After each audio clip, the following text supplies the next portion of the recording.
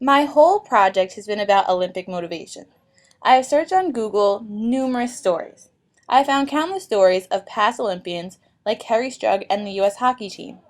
The common theme throughout all of these stories was overcoming obstacles and pushing through. Kerri Strug encountered the obstacle of torn ligaments.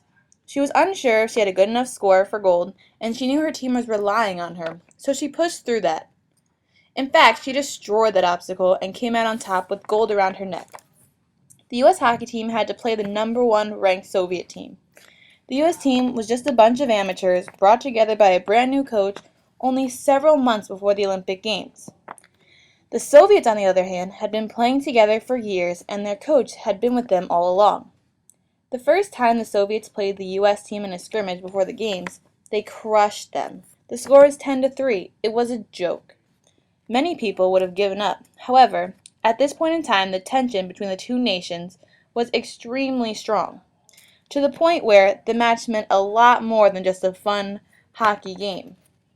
When the U.S. team pulled the greatest upset in U.S. history and beat the Soviets, they overcame numerous obstacles.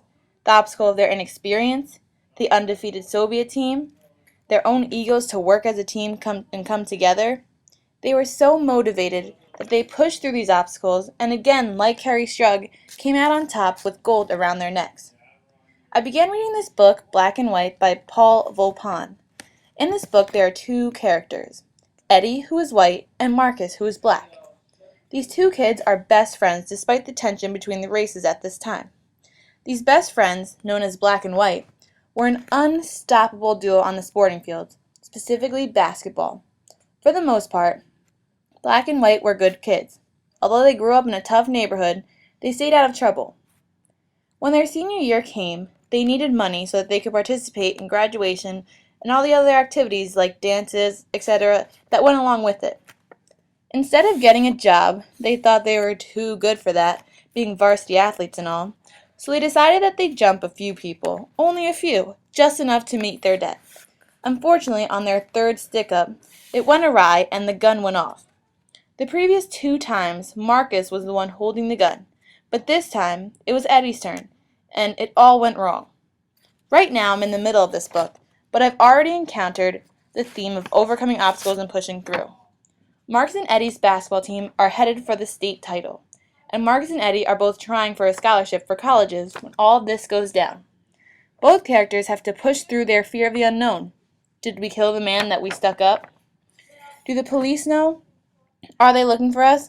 What happens if our colleges find out? They must push through their anxieties and be there for the team that was there for them all those years. And so far in the book, they are. However, the man that the gun went off on didn't die. So how will this affect Marcus and Eddie, Black and White's future? Will they be able to overcome this giant obstacle for their team? Thus far, they have only just made it into the playoffs, and they are the star players. So, I will continue to read and include it in my next blog post, so keep a lookout. Thank you.